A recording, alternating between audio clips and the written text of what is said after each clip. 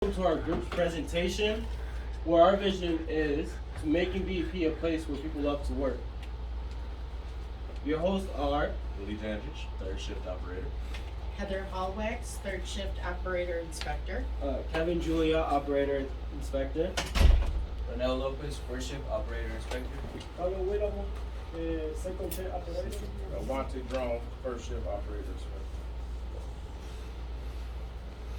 So the problem that we have is that we don't have the resources readily available at the stations, which causes downtime on the presses. It causes incomplete or incorrect scrap counts. It also has no motivation for the operators or the operator inspectors. When we have no pens, we can't write, we can't fill out our scrap paperwork. When there's a gun, when we're missing a gun, we are searching, we're going to stations and stealing from them so that we have the resources. When we don't have a calculator, we might be bringing out our phones when we're not necessarily needing to. We are not having correct counts because some people are not good at math. That just plain is. We don't have the fans where we're hot. We're not motivated with the anti-fatigue mats. Excuse me. And the magnifying glasses, we're not able to read the TLL, AI, or REVE levels. That's a mouthful. It is. And with no standard work instructions, we're not all following procedure. So, right here, those 3 pieces of wood, I challenge you guys, so we have those there, I challenge you guys to put the nails into those pieces of wood. So throughout the presentation, if you guys can think of a way of putting the nail into those pieces of wood, Without using the other wood. The lumber is too expensive for dents, dings, divots, anything. Just something to think about as we present.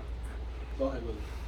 Alright, now our solution for this is to provide the necessary resources the OIs need at their stations, such as, you see the paperwork on there? Those are delaminated, so it's a checklist to be checked off each and every day when we come in. What we hope to do, and what we started doing today, as some of you may see, we started putting in fans, pen holders, or not pen holders, magnifying glasses with the holders, ink pens, new anti-fatigue mats. We also got brooms, dustpans, and hopefully eventually the garbage cans to go with it. So everything is there, so no one will be wandering away from their station. So potential roadblocks that we may encounter while we're trying to complete this are the training of, we have to train the operators on how to use these resources because some of them don't know that they're there or they don't know how to use them. And the solution for that would be the trainers would train the operators on how to use those resources and where to find them, and also talk about them in the pre-shift meetings. Another problem would be that the resources are disappearing, that we have them there and that they end up somewhere else and we can't find them. And a solution for that would be to spray paint them a color with the colored labels with the press number and stuff like that, and the daily checks by the operator inspectors and the zone leads. And another problem would be the lack of space for those resources. Some of the presses are tight together and they might not fit. So we evaluate the workspace that's available and we accommodate and make them fit the best that we can. And the last problem that we could encounter is that operator inspectors not complying or just not wanting to use those resources or not following the rules that we've set. And the zone leads, the solution for that would be the zone leads to check the standard work checklist, which is right there in front of you, that they would fill out when they get there. Hey, I've done this, I've done that. And if, say, an inspector doesn't quite, understand or doesn't know, we retrain when it's necessary.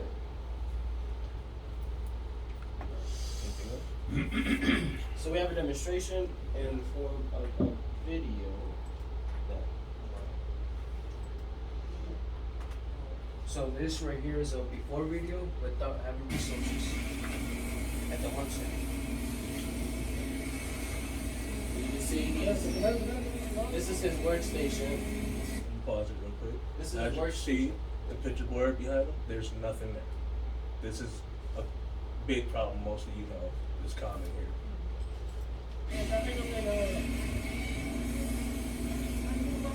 There's the lead. He's looking for a tape gun. He needs a tape gun that he doesn't have at his press. So the zone lead is going taken away from what she's supposed to be doing, getting a tape gun from another press and giving it to him. Meanwhile, these parts are continuously running while he's looking and searching for the items that he needs to do his job.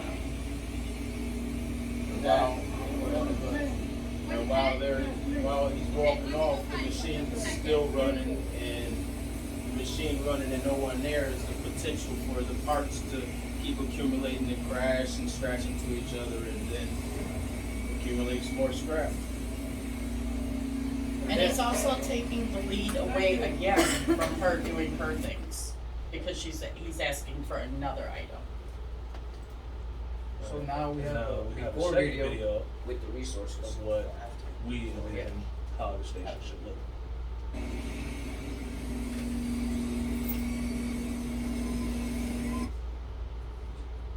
As you can see, pretty much everything he needs is there. The magnifying glass, the ink pen, the blue book, the green tag. There's a calculator there too, you'll see it. So say he forgot his pen today. There's a pen there for him. He can take it off and go through and sign what he needs to sign. And when he's done with it, he'll put it back. He'll go back. Now he'll sign his screen tag. Then he uses the pen again.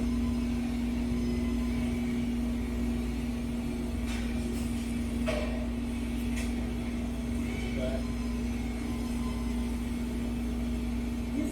It's hot. So a lot of the presses don't have the fans, and I know those big fancy fans are expensive. So we have those little ones just to personally cool off the operator. You see, he took off the calculator from there to calculate the scrap or the number that we had, and you put it right back where it's supposed to be. We have the booms there installed on the side, and say something parts fall on the floor, he needs to sweep up the station before he leaves. He'll do that, and then just put it right back where it is. And that's the holder for the tape guns. He hasn't left his press where he can continue to watch and inspect parts. Checking the tags. As you can see, magnifying the day glass. wheel is very important. As provided in that class, you can check every time.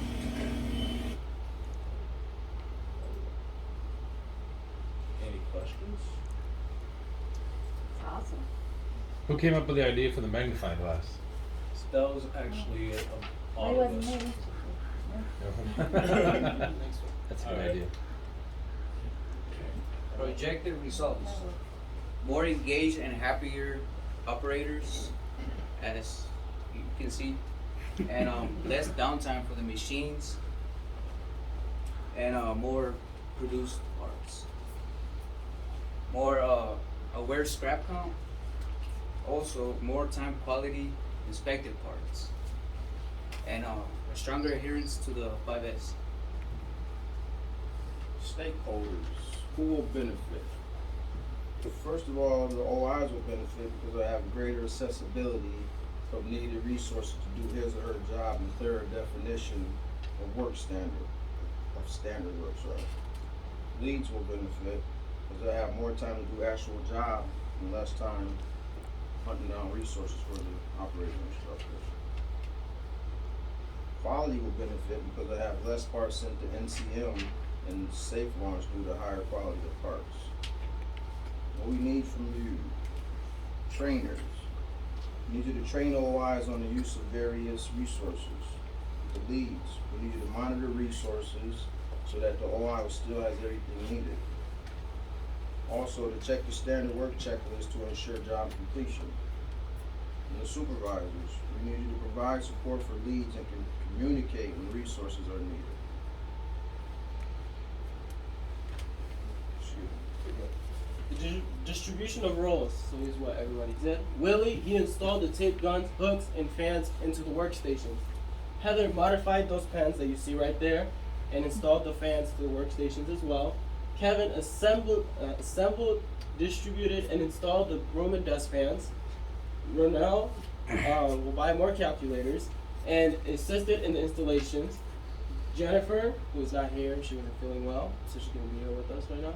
And she made the standard work checklist right there that you see in front of you, and she made the labels for the presses, labeled for the materials to put on. Made the labels for the resources so we can have them at the press. And Volante distributed and installed anti-fatigue mats. And Carlos was in the demonstration, and he also assisted in the installation of roofs, mats, and the holders as well. So, as you see, it was hard to put the nail into the wood, correct? You know, I'm Hard to do, still you know, trying. Guys couldn't find a way to do it, correct? So sometimes that happens to us out there. On the floor, we don't have a tape gun, we don't have a pen, and we have to go searching for it. Either we improvise to try to find another way to do it, or we don't do it at all. Just like we couldn't put the nail in the wood at all. So it would have been easier if I would have just given you this, huh? The hammer. You could have easily. That's how important these resources are to us. If we would have had those resources, like this hammer, boom, you got the nail into the wood in no time. So that's what these resources mean to us and how important they are. So in conclusion, providing a translated pictorial standard work checklist along with the necessary tools to do the job that the operators need provide better quality parts. And not only that, it makes everybody want to work here because they have everything there and they enjoy working here at BEP. Are there any questions? Yeah. Good job. I do have, if I could, I always have a lot of questions on the work instruction, the standard work instruction there. And we talked about this on Wednesday. We had a Teams call on Wednesday. Yeah. You guys didn't get to see my face at the time, but we all got to collaborate, which was great. So with the workstation layout in your after video, right, where you showed the model workstation, should we document what that workstation looks like to show it on? I don't think you have it drawn Yes, on we here. should. But that, yes. Right, because when we talk about 5S, the big thing about 5S is what is the standard, Mhm. right? And so to be able to approach your workstation, if you are a relatively new employee, you may not know what's missing, right? So just kind of something to consider. Mhm. So a picture of what should be there would definitely help. Great. Yeah.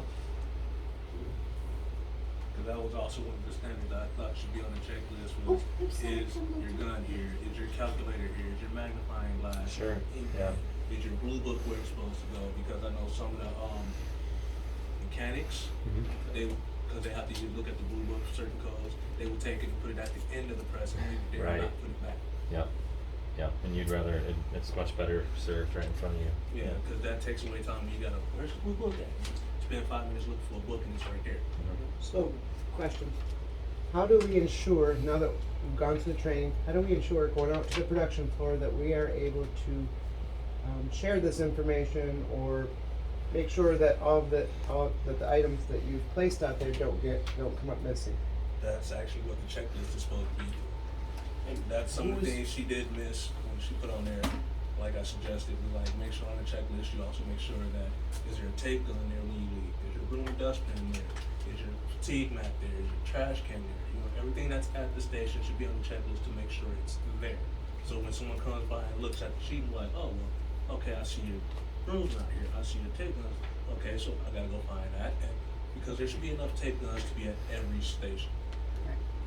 And that comes in where the color coding for the zones, the yellow, green, blue. And red, but there's not a red one over there. There's not a red one over here because that's the biggest area and we had to use all the red ones. But everything is color coded and we'll eventually get the station labels on there with the numbers of the stations where everything goes. They were all printed out though, as we just don't have the labels up yet. You guys did a great job. Thanks. Great entertaining presentation, multimedia extravaganza. We had video. You get the Oscar for best actor. You know. how is the standard work checklist different than the operator handoff? So a lot of the, we have standards, and if you don't speak English, if you are more of a visual learner, if we have it in both all 4 languages actually, because we've discovered it's 4 languages, people are able to say, oh, I see the blue book, I see the green tag, I see this in every language, because this picture shows them and is in translated, like, okay, this is up here, this is what I need to do when I come to my station every day.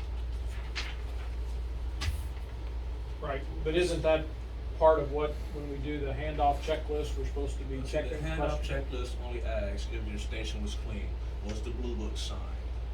So there's some overlap, but not everything, so that's. Right. Yeah. If you need boxes and labels. Right, where their boxes, where their labels, you know. With this, everything should already be there. They shouldn't have to, oh, well, I need this.